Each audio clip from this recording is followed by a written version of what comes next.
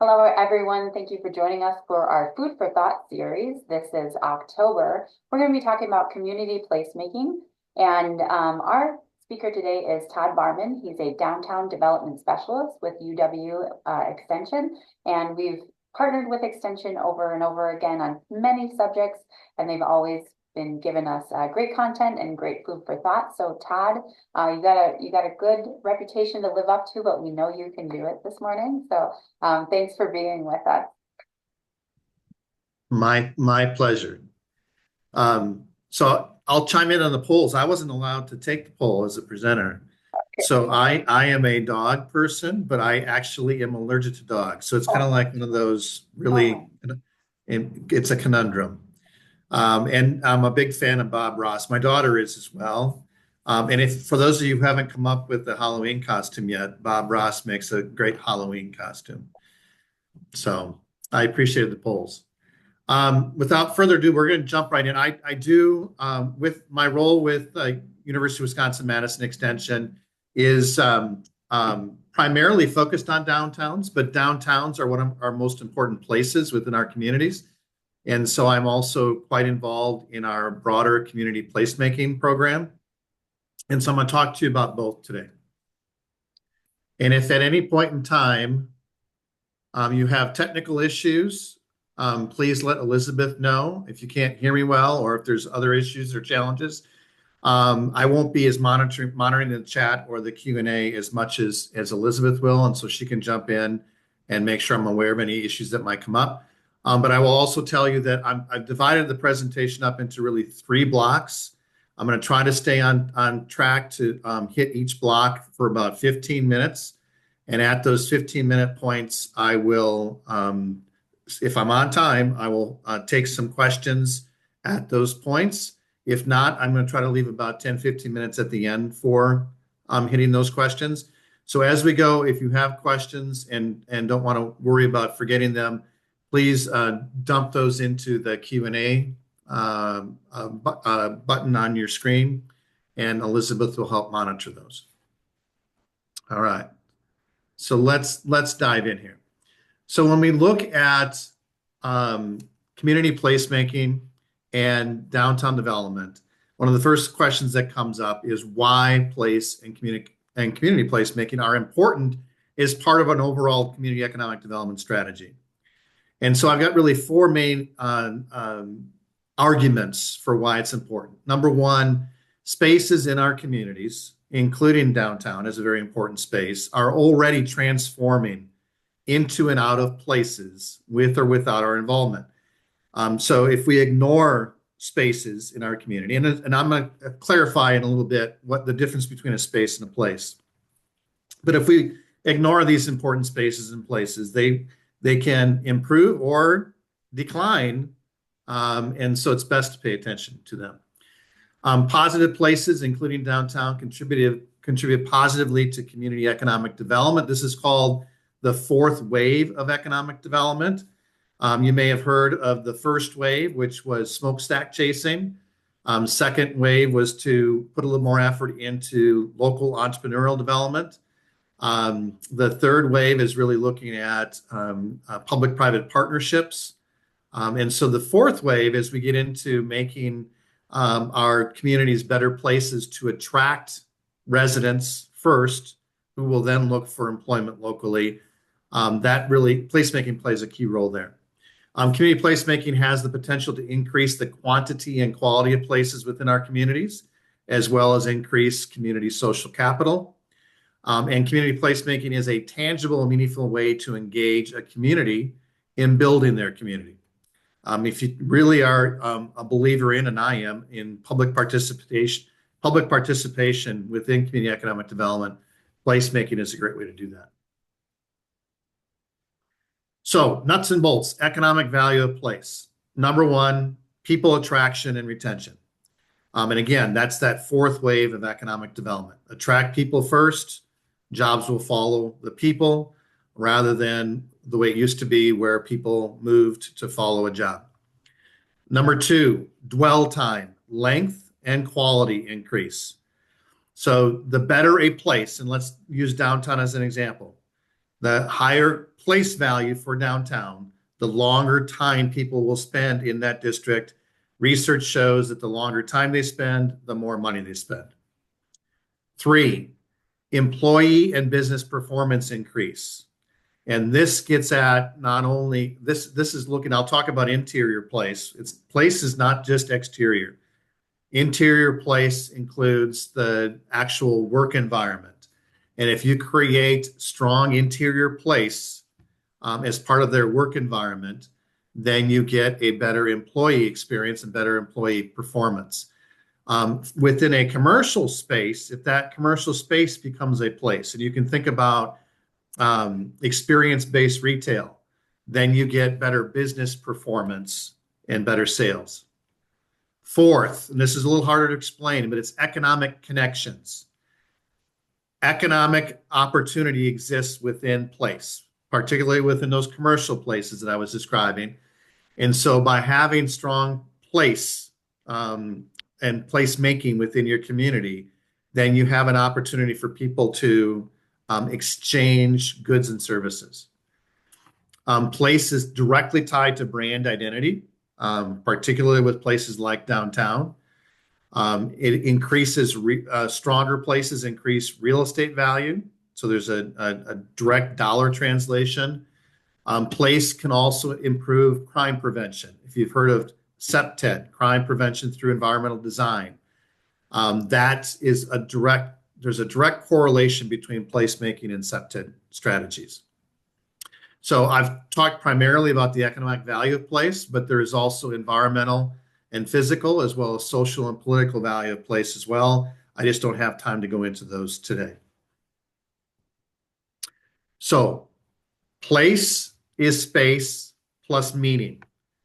So without meaning, you just have space. So as a landscape architect by training, I can design a great park, but if that park is not occupied and if people don't spend time there and establish meaning within that space, it doesn't become a place. And downtown, again, is a great example. Downtown holds meaning for community residents. So I'm just going to ask and pose, I'll just pause for a minute. I want you to think about what meaning does downtown in whole and in part hold for you. So we'll just have a moment of silence for downtowns.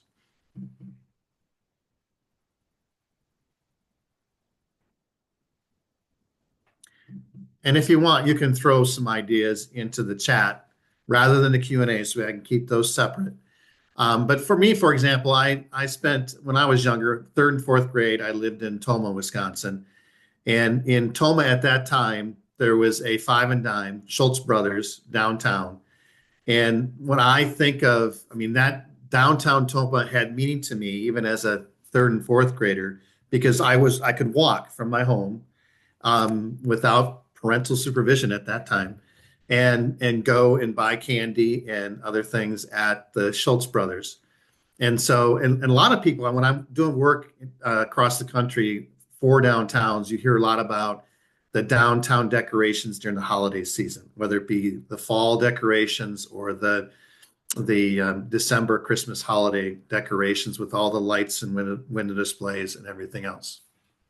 That is changing downtown from a space to a place. So meaning tied to space, to make space, can be positive or negative. So think of these 4 things from both we hope it's positive, but it can be negative as well. First, we have stories or history, knowingly connected to that space. 2, values of the person ascribing meaning influence the nature of that place interpretation. 3, experiences shared within the space. The more time you spend and the different things that you do flavor how you remember that space and place. 4th is feelings of the person ascribing meaning. And that's one of the areas where a place can become negative. If something bad happened as part of an experience, or if in some cases we have stories that aren't necessarily positive. within our communities or within our downtowns that could be negatively impacting people's interpretation of that space or place. So meaning resides in memories of the space, stories, experiences, and feelings. So without memory, then those four things become fleeting. And so we have to think about how people embed that meaning as part of their memories. And then culture is important because it influences the space and stories, the history. Impacts and influences history, but it also influences the person's values and experiences. And I'm going to talk a little bit about place action in a minute, but meaning is also influenced by action. When you're acting within a space, hopefully that will transition into a place, that action is part of your experiences. So how does this help community economic development? So knowing what influences the ascription of meaning helps us to predict if and potentially shape how and when meaning is ascribed to that space. So now we can be proactive. We can also predict when meaning could be lost. And I'll just use an example that often comes up within downtowns, particularly historic commercial districts. And that is, in some cases, we might have an anchor building that is tied to a lot of that history, the culture, the meaning and the memories that people have of a downtown. And then due to disinvestment, there's decline of that building. And then unfortunately, demolition by neglect or proactive demolition, that building is gone. Now we have actually lost meaning and we can actually lose sense of place. So for a person to have ascribed direct meaning to a space, including downtown, they need two things. One, they need to have been present in that space. And we want to be focused and cognizant of being present physically. And by here, the best way to be present physically is on foot. If you're just buzzing through in a car, through a place or through a downtown, you're not, in a lot of ways, really truly present. And that really reinforces walkability importance for downtown. We also need to be present mentally, or what we call mindful. If you could be in a downtown or in another place within your community, and if everyone's just sitting on their phones, they're not really mindful and they're not connecting to that space or place. Keep that in mind as we become more prescriptive. They also need to form a personal connection, and that's personal attachment and belonging or personal experiences or memories. So, how is it though that people make judgments on places, downtowns they've never been to before, where they haven't been, as I described here, they haven't been present in the space, they haven't had a personal connection, but they already have some sort of preconceived notion about the quality of a downtown in another community. So this gets into the story of place. Indirect meaning can be ascribed to a space, including downtown, following exposure to what I call filtered stories connected to the space. Media presents us with stories of places we haven't been. Those stories then are filtered again through our own personal values and feelings, and then we make interpretations. So this is important from community economic development perspective in that place branding is purposeful and targeted place storytelling. And so we're essentially through our advertisements, through our social media, through our communication, we want to tell the story of a place that we're trying to brand to create this connection even before people get there. So sense of place is our perception of meaning ascribed to space, which is hopefully now place. This is a concept that's I have not seen anywhere else. It's kind of my concept. I call it the place mosaic. And this gets in an argument I have with my colleagues about whether we are truly trying to like create an average description of what a place or a space is by reaching a consensus. And to me, it's more important to think from a place mosaic perspective, because sense of place is person dependent For any given place, it is most accurately defined as a collection of all those connected people's sense of places, and they're going to all have different flavors. And so the place mosaic is not that melding.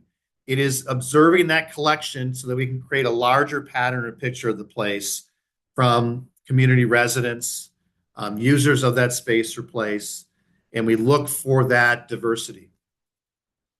So how does that, thinking of it that way, help with community economic development? One, it prioritizes people, not just like physical design, not just the architecture, not just the investment in paving or whatever it might be. It prioritizes people and the unique meanings they ascribe. And it prioritizes that range of place sense rather than the majority. And what this helps us to do is not disenfranchise the minority and just plan spaces for the majority. It has this mindset, I think, has ramifications on both our research, which we're trying to do here at the university, but also local practice and process on the ground. All right. I got to speed up here a little bit. So place action. People shape spaces, including downtown, purposely and otherwise through their actions. Okay. That in the actions, to personalize a space, strengthen a person's connections. Okay. And I'll give you just an example. Think interior space, think of your home. And as you personalize a bedroom, as you personalize a living room and office space, that creates memories. Even just the act of painting within a space can create that experience, creates a memory. It's an action within the space. Now it becomes more meaningful to you and it takes on a strength. So conversely, my actions within a space may lessen another person's connections to that space. So we have to keep that in mind. For downtown, chains and franchises are in many ways the opposite of personalization. We want those unique mom and pop, one of a kind kinds of businesses and activities within downtowns. The same thing with borrowing events from another community is not personalization. Another thing to keep in mind is that codes and ordinances sometimes unduly limit personalization to properties within a district. If we're too strict on what we allow properties to do with their facades and their buildings. And I'm a historic preservationist. I believe in the importance of thinking about context, but sometimes we go too far. All right, lastly here, the space and the action can also shape the people in the space. So people shape spaces, but spaces also shape people. All right. So to kind of give you some very specific things you can work on in your communities. So action to purposely increase the likelihood people will connect positively with a space, including downtown, and with each other. And this gets at the original theme for this particular webinar, which was civility and agency. Place allows us to really help people connect with each other.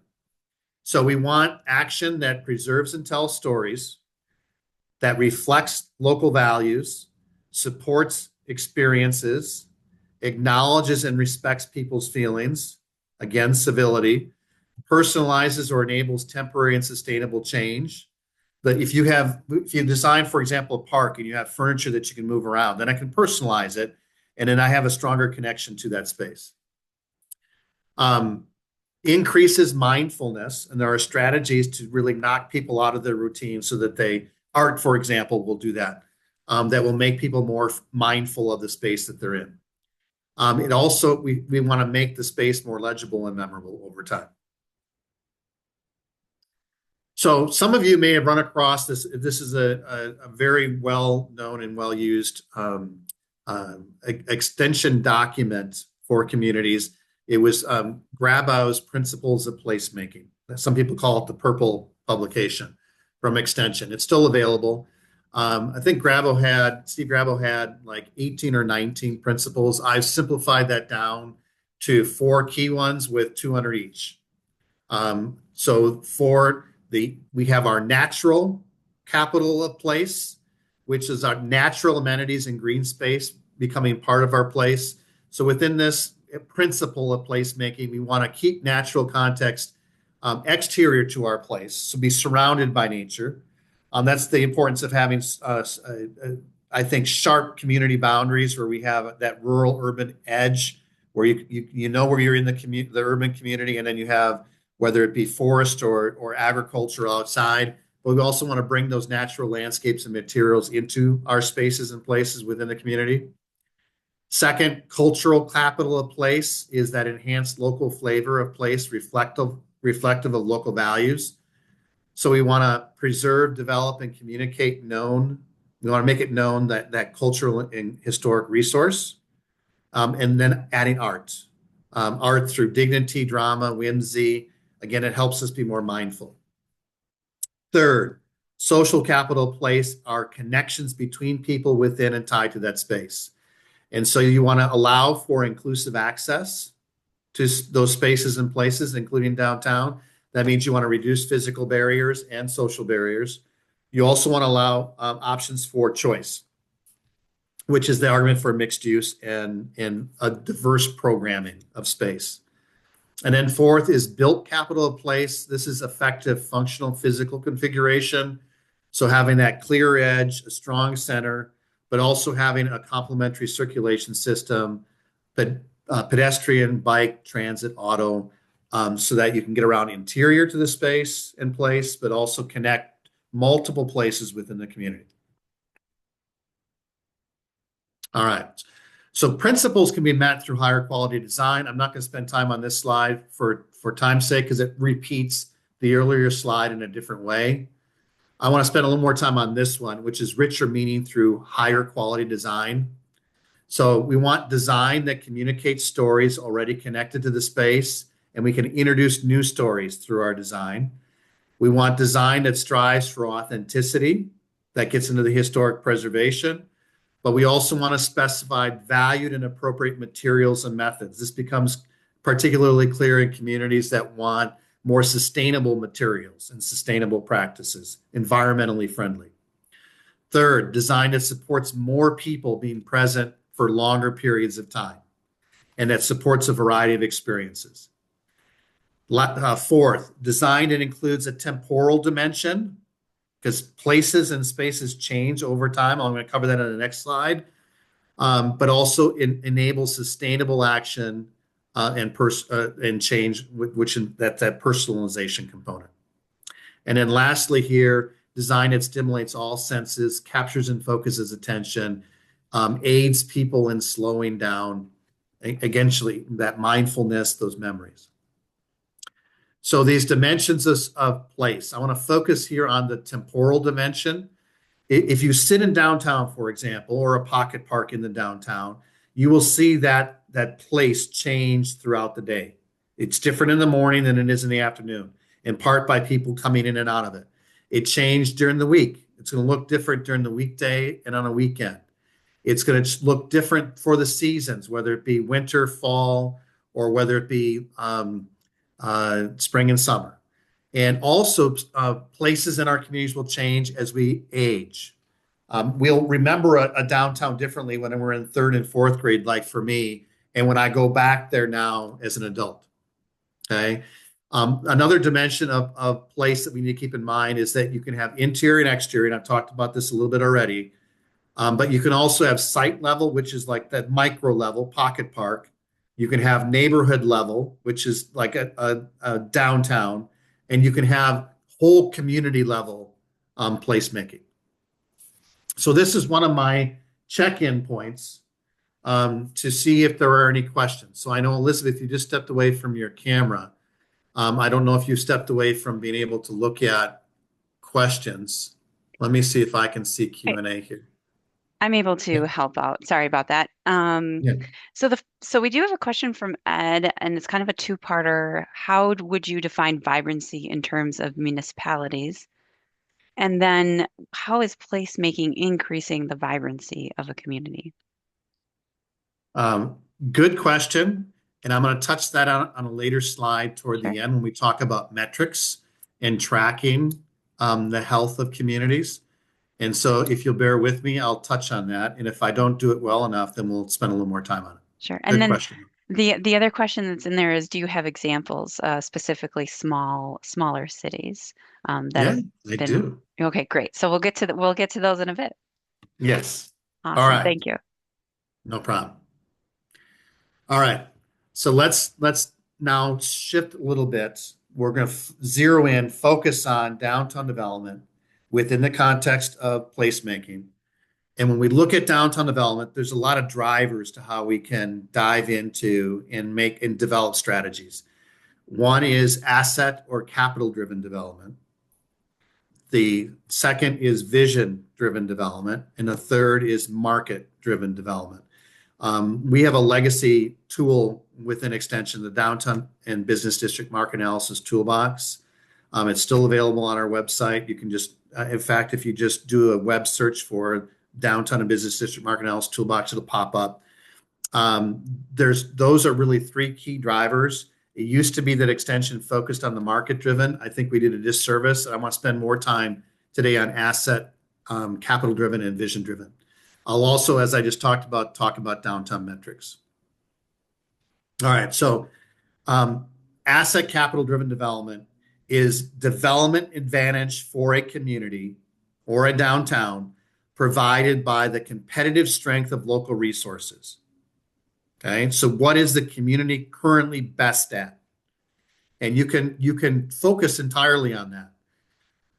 Vision driven development is development advantage provided by comprehensive community buy-in to a desired and defined future. So we have a shared vision. And so it's what the community wants.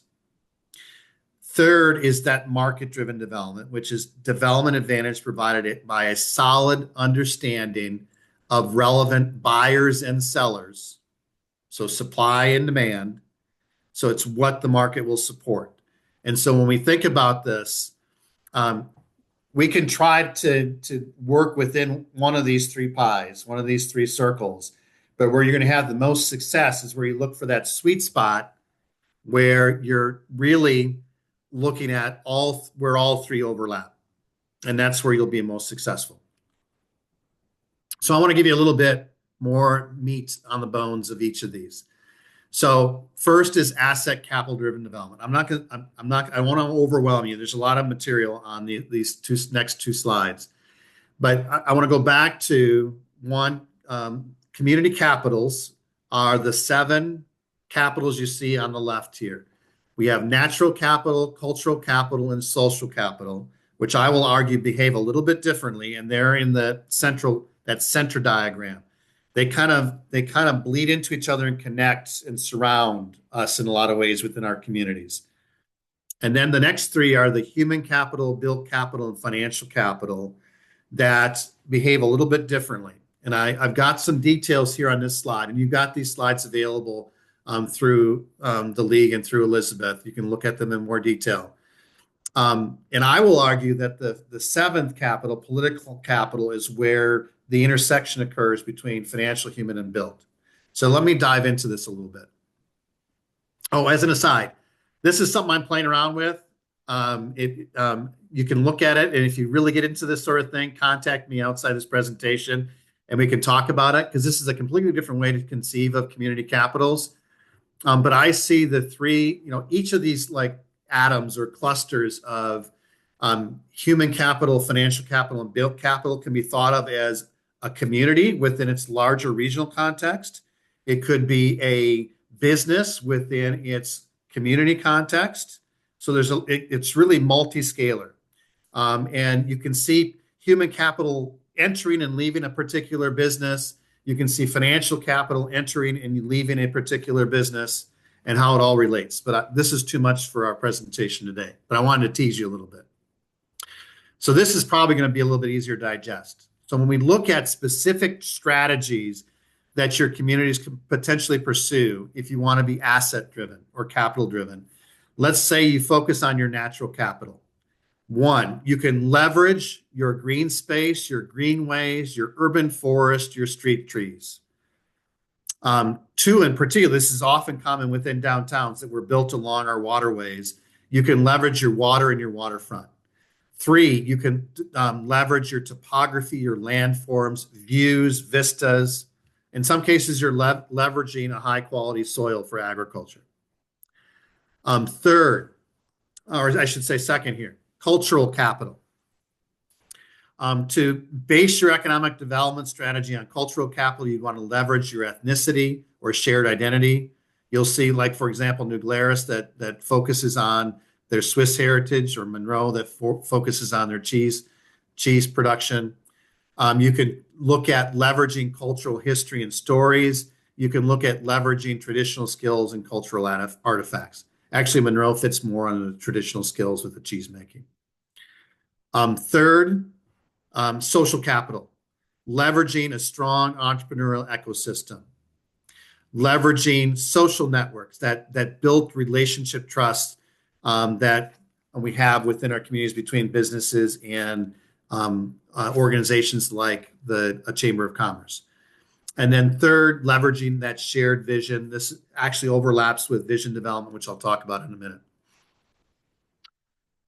Now we'll take those next three capitals. The human capital, you would leverage entrepreneurs, local entrepreneurs. The more local entrepreneurs you have, the better. And that includes social entrepreneurs. And you can look at attracting more entrepreneurs, retaining and expanding, those kinds of things. Leveraging and engage and attach workforce. And then leveraging and engage and attach public, donors of time and money. That's how we leverage human capital for community economic development. Second, on this page, built capital. We leverage that built history through rehabilitation of those buildings. We leverage available space through adaptive reuse, storefront succession and filling those vacancies. And we leverage infrastructure by taking full advantage of existing transportation, telecommunication, and utility investments. And that means infill within our communities, infill within our downtowns, increasing density, brownfield development. Third on this page is leveraging financial capital strengths that you might have as a community. So we would leverage our capital institutions that we have locally, such as a local community bank or a community development financial institution. We can leverage local angel investors and crowdfunding. Now, the difference between each of these financial capital bullets here, one institution focuses on their interest return. The second one here focuses on that return on the investment, the ROI. The last one, leveraging community foundations and crowdfunding, that's the charitable giving side of financial capital. Now, this was kind of diagrammed in that earlier slide. I didn't want to spend too much time on, but there's an overlap between human and built capital that really is about people shaping local products, the manufacturing and making, and product shaping people, which involves that placemaking. There's a human financial capital overlap, which is when we as a community invest in our people, such as workforce development. And then we have people locally who are investing, such as angel investors. We also have a financial built capital overlap, which is investment in products and products as investments locally.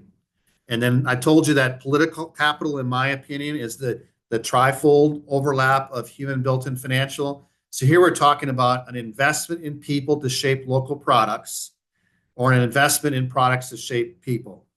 And government operates, and political capital operates in both those arenas, leveraging inclusiveness in decision-making, that agency aspect, and leveraging public-private partnership.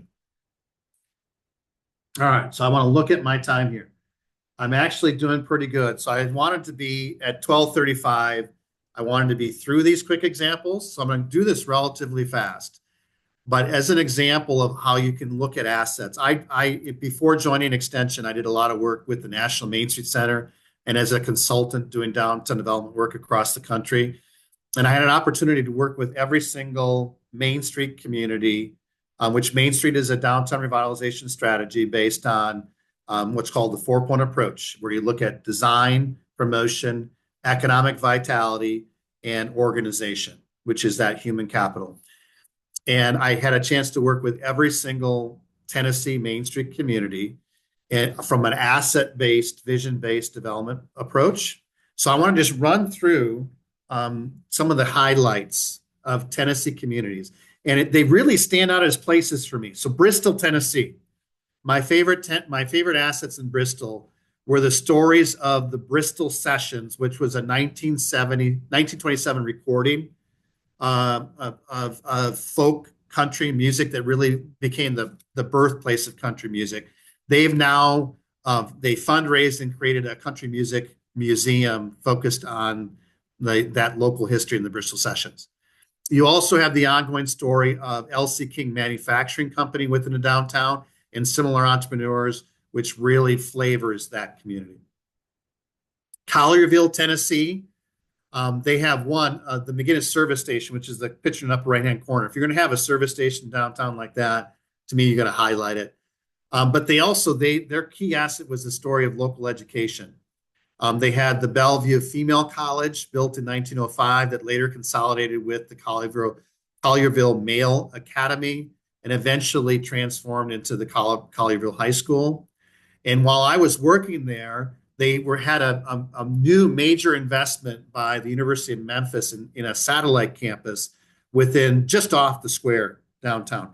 Now, unfortunately, ended up being a short story. After about 7 years, due to changes in education, they ended up closing that satellite campus. But now that campus is now being incorporated into the local school district. Columbia, Tennessee, known for the home place of President James K. Polk and the James K. Polk House. But more interesting here, I think, is the Mule story and the story of Mule Day. Columbia was the place to sell mule within Tennessee, and their claim to fame is the mule capital of the world. And you will see that flavored, like you see the business in the lower picture. It's called Muletown, a coffee shop. So it flavors everything that they're doing there. Dandridge, the asset there is the Douglas Lake, which is a TVA project. And the Dandridge Dike, you can see the lake up above in the upper right-hand corner. The dike is the lower right-hand corner. You can see right on the end of downtown, you'll see the dike. And they use that dike as an amphitheater for performances. So it's a very visual asset within the district. They also have what the Scots-Irish story, the local ethnicity, and the ongoing story of the 4 original taverns, which are still operating as taverns. Dayton, Tennessee is the home of the Scopes monkey trial on human evolution back in 1925. It was interesting for me to learn that community leaders actually lobbied for and recruited the trial because of the perceived opportunity as a marketing strategy. And they currently leverage the Scopes, that trial through the Scopes Festival and Play, which is held every July. And Bryan College actually was established 5 years after the trial, which has ties not only to the trial, but to William Jennings Bryan, which is why it's called Bryan College. Dyersburg, Tennessee leverages the North Fork of the Fork Deer River. And they have a river walk or river trail right through the downtown. But they also have commercial buildings, manufacturing buildings that are right along that trail that are just ripe for reinvestment if they can be tied into it. Franklin, Tennessee, if you know Franklin, Tennessee, just south of Nashville, it's the story of music and their built history. Interest of time, I won't go into details, but if you've never been to Franklin, you got to go. It just seeps history and music. Jackson, Tennessee, they leverage the story of health and wellness, and you can go look at the walk downtown for downtown Jackson. Jonesboro, Tennessee is a great one because they actually their claim to fame is they are the storytelling capital of the world, and they have a branded national storytelling festival.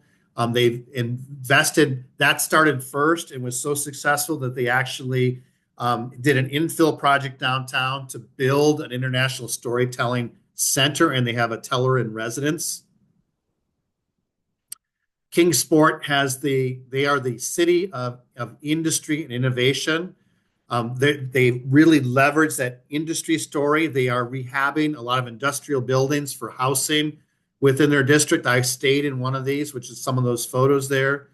They also, just my own curiosity, they were also planned by John Nolan. similar to Madison with John Nolan Drive. Looking at time, though, I think I'm going to cut some of my stories short here. But we do have more from Lawrenceburg, Tennessee, Lebanon, McMinnville, Morristown, Tennessee. I will stop here for just a minute.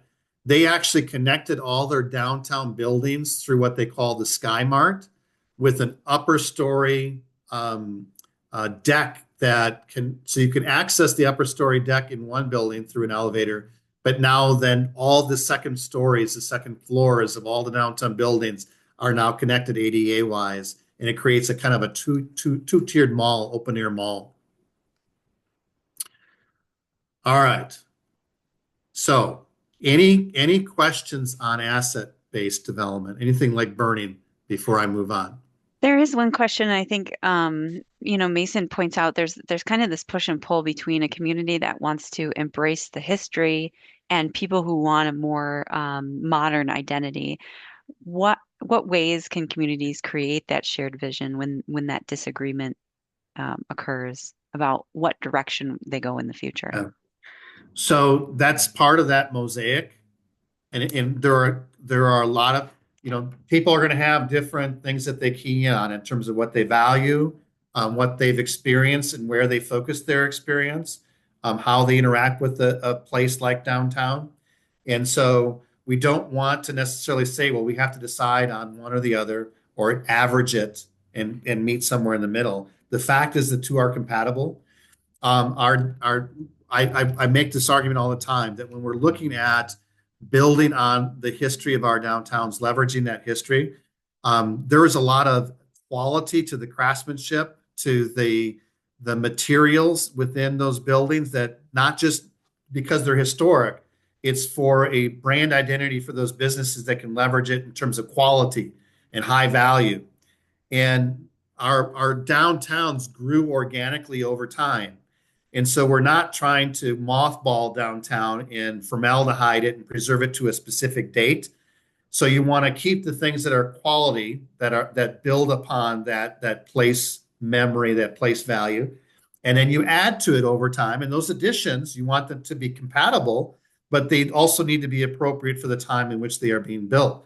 And so downtowns that work best have that organic nature, that you've got old buildings that are valued and preserved and restored and used for what they're best at. And then you have infill buildings that aren't trying to fake history, that are used for what they are, and they can be modern. And in a lot of ways, that contrast is what makes those districts really unique. Any other quick questions? That's it for now. Thank you. All right.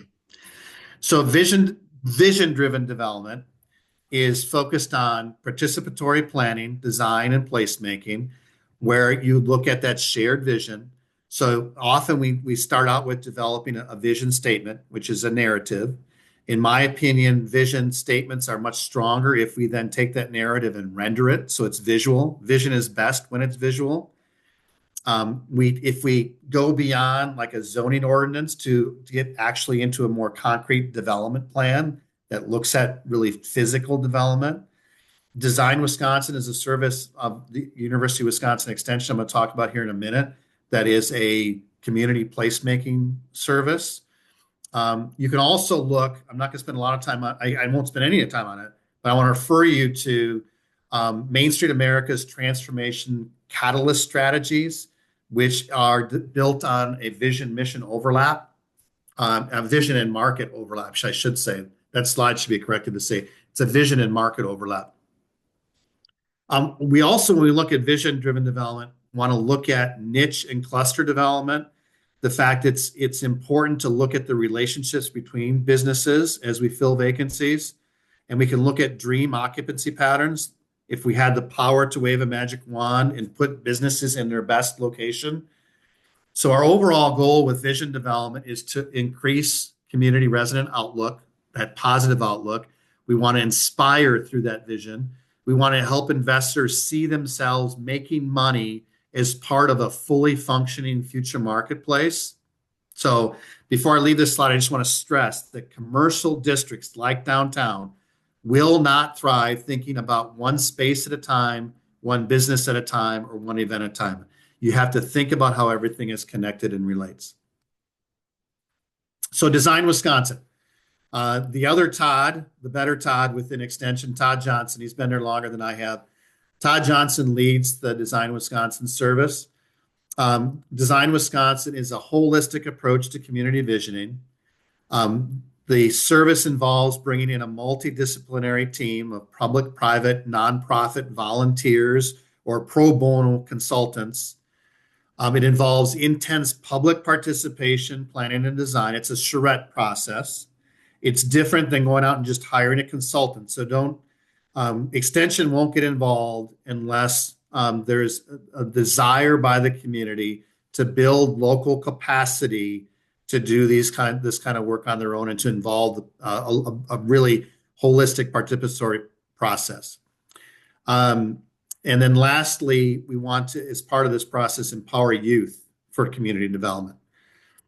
So this particular, my opportunities so far, I've been on a number of them this fall in October that we're still documenting. But last year I participated in one for Waupun, Wisconsin, that had one of the best youth-led community engagement processes that I had seen, and certainly even Todd Johnson has seen. And so it's kind of been our benchmark. But you come in with a youth-led team and with all these outside pro bono consultants, and through a 2-day process before we even leave town, we render out a vision for either individual spaces within a downtown or the whole downtown. All right, so let's dive into the market-driven development side of this. And I'd love to spend more time on this, but I want to leave at least a few, 5-10 minutes at the end. So these slides are going to go a lot faster than I normally would like, but you have them in your handout. So when we look at market-driven development, we're looking at the how of supply and demand. So we want to, as a community, monitor the market, so the condition and health and trends of our local market. And then we want to frame a strategic market question about buyers and sellers. Then we go out and answer that question to gain marketplace intelligence and have actionable insight, which then, of course, leads to the fourth step, which is to act. We need to do something with it through strategic decision-making based on the answer, intelligence, and insight. And then we repeat this over time. The way I look at market-driven development is it becomes a mantra of the community, of an organization like a chamber or a Main Street program. It is part of our overall operations day to day, just like a business needs to be looking at their market continually. A lot of communities make the mistake of thinking, let's just invest in a big market analysis, a big study, and we did it 5 years ago, and that's it. We don't need to look at it anymore. In fact, they become, in most cases, those documents become dated the day that they're done, and so it's better to think strategically and market-wise than to just think about a big market document. So the who of this process. You create a local market intelligence team to continually monitor and market and frame those questions. You can pull together ad hoc market action teams to answer those single questions. So those teams can come and go so that people don't get burned out. And then extension educators and specialists like myself, we're here to help facilitate and guide. We're developing and testing tools. We can document case studies. We can expand the knowledge base. Okay. So the slides that follow here relate to the kinds of questions, and I won't be able to go into the detail on them, but I have neighborhood level strategic questions that are designed to serve as benchmarks and trends. So who lives here? How are neighborhood and community residents doing? What's the health of the local economy? That kind of stuff. Okay.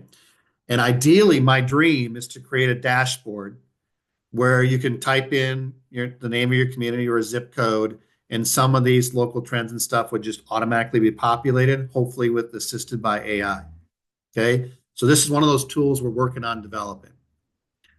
So then this is where I'm going to put the burden on all of you who are on the phone or on this webinar, is you also want neighborhood level strategic questions that are local market intelligence that we won't have at Extension, that aren't available through secondary data sources. This is data that your local entrepreneurs want for their business plans. okay, and can be crowdsourced locally. The trick is to do this confidentially. So things like, what's the local visitor profile? What are the prevailing rents? What are the prevailing wages? What space is available in our community? And on and on. Okay. This is something that needs to be collected locally. Okay. And I just sent a email. I've been having an email exchange with Steve Deller, if you know Steve from Extension, who is our secondary data analysis guru, agricultural and rural economics. And I posed this question to him: is can Extension somehow facilitate, create a portal in which we can help with that crowdsourcing locally? You can also have some placemaking questions, such as what's the health of our neighborhood level place? The neighborhood physical form, are we following those placemaking principles? What's our neighborhood occupancy patterns? Do we have anchors? Do we have clustering going on? Do we have niches? Are we supporting neighborhood social function? That whole people in place, that in programming of events and activities within space. Okay. So my argument, and I'll just throw this out there to all of you at the municipal level, is that the municipality, the organizations like chambers of commerce, community economic development corporations should not be in the business of doing market analysis for individual businesses. We should be looking at the market to guide our overall community economic development decisions. It's dangerous for us to do business-specific market research. That's where we support them. This next slide is where we support business level strategic questions. Individual businesses need to be answering these questions themselves. We can help, but it's their responsibility. They need to track their own trade area. They need to track their own business performance. Okay. So downtown metrics. This gets at that earlier question.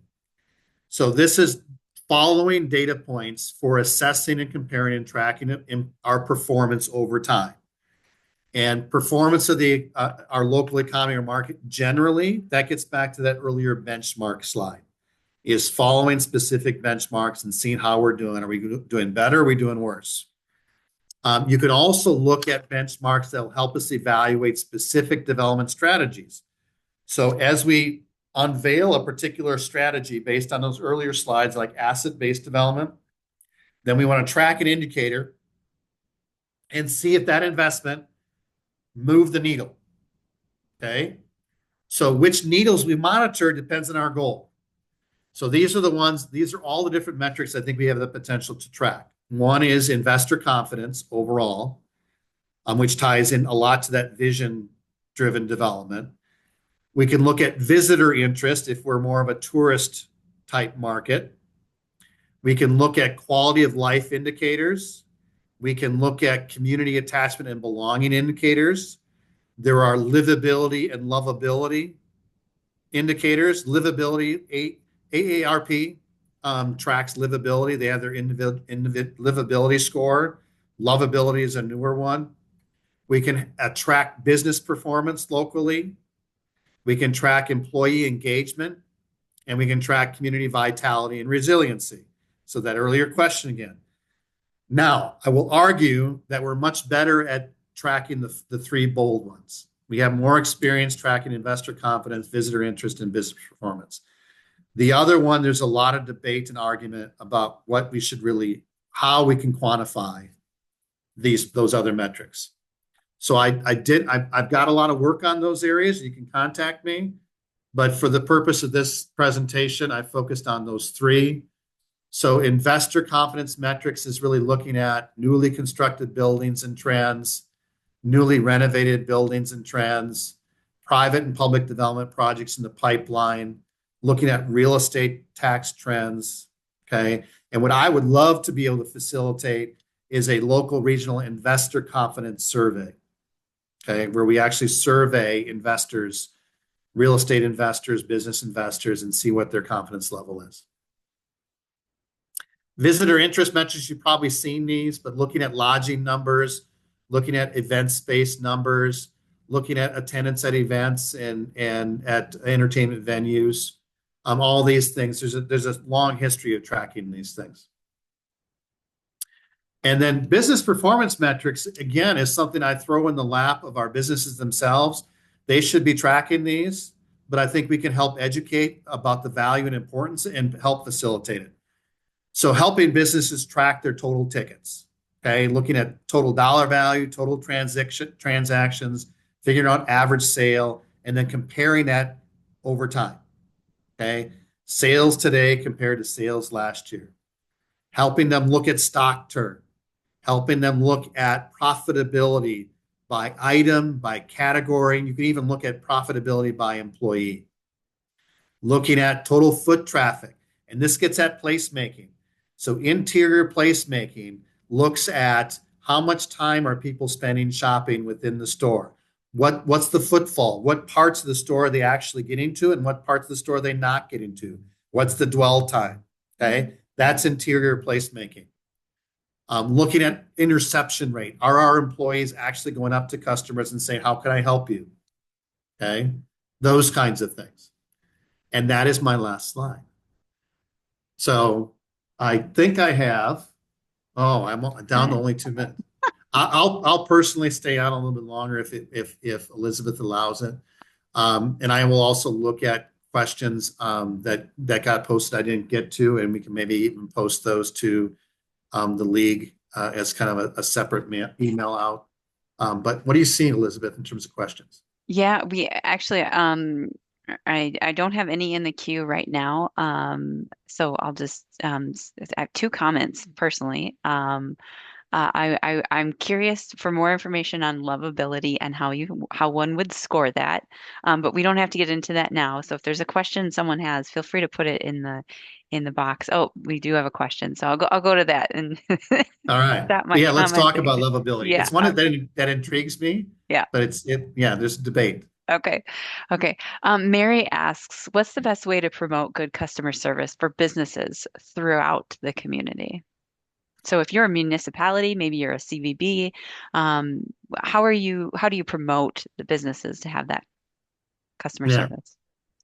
So one of the customer service, the businesses that do well, and I should say the communities as well, but the businesses that do well with customer service are the ones who usually show up for further training on customer service, I find. So like when I was a local Main Street manager, we would do customer service workshops. And the people who showed up are the ones who were already doing it well. Mhm. And the ones who weren't doing it well were the ones who didn't show up and who needed it. The challenge is that it's hard for us to say you need to improve your customer service. You need to be here at this because we're trying to build a relationship of trust with those businesses within our community and a relationship with trust with the other partners and entities, which includes the library, which includes our staff at the chamber or a visitor center, whatever it might be. So the best thing to look at is looking at I think hospitality training are often very good tools and techniques for starting to increase people's awareness of the kinds of questions you might get where you could be better at providing overall community customer service. So I would just do a quick search on hospitality training, and you'll find a lot of great resources. I think the other thing that you want to look at is secret shopping. Mm. And also another great tool that Extension has is what's called our First Impressions program. So what we often do is the light bulb goes off when you get people out of their businesses to shop their competitor or shop a different business. So rather than telling them that their customer service is not up to snuff, is you get them out of their business to secret shop their competition so they can see how they're doing it differently, and then the light bulb goes off. And it's the same thing with community customer service, that when you do a visit to another community as part of a first impressions, then you start to see things differently and the light bulb goes off for your own community. And then beyond that, you get the impression feedback from the community that comes and visits you. And so I think those are some great tools and techniques. Great. We did have a fair, we are at 101. So we did have a fair number of people who've dropped off and we'll stick around maybe for one more question if there is one. But my second comment, since we're waiting for that last question to come in, my second comment is on one of the Tennessee slides, you talked Yeah. about mule, them embracing their mule, and you said something about mule flavor. And I yeah, I'm curious if there So we'll go back to Mule Day. okay. Yeah. Yeah, Mule Day. Yeah. You talked about So that, mule flavor. yep, that was let's see. Did I pass it already? I don't think so. It was early on. That one. There. Yep. So Columbia, Tennessee. So in the day, so when you talk about mule flavor, in the day they would actually have mules out on the streets, and in Okay. the so they would be. It's almost like when you go out west, where they would have the cattle runs that would run through the downtown. So that's Sure. what it was like on when the everyone would bring in the mules for marketing and selling. And so part of that flavor, I think, is to actually get the meals. And again, part of this is advice to how they should be leveraging it, and they aren't. Hmm. And so I think there's still, at the time I was there was still a little bit of a disconnect in terms of, I think you can tell the story more by getting more mule back in there, even if it's just like a smaller petting zoo, like we have cows on the concourse. Sure. So those kinds of things. They did not have mule flavored coffee or anything like that. So it's more of the flavor in terms of the brand. So, the logo that might be used or the name of the business. So you'll see it flavoring the narrative and the language more so than a literal kind of flavor. But it's just a way to play up. And they still have their mule festival. Um, and as part of their signature event. Yeah. There's discussion about the taste of mule versus venison, and we won't get into that today, but that's what's going on in the chat. I think, oh, and now we went to Moscow mules. I knew it would go there. To me, that makes sense. To me, that Yeah. makes sense. All right, we're gonna end it there then. And I think thank you so much, Todd, for your time today and for partnering with us in UW Extension. We always get great content for you. We'll get this posted up on our website and we'll share it with our members. So thank you. Thank you much for the invitation, and feel free to reach out. And I'll send you some lovability stuff. Awesome. Thank you.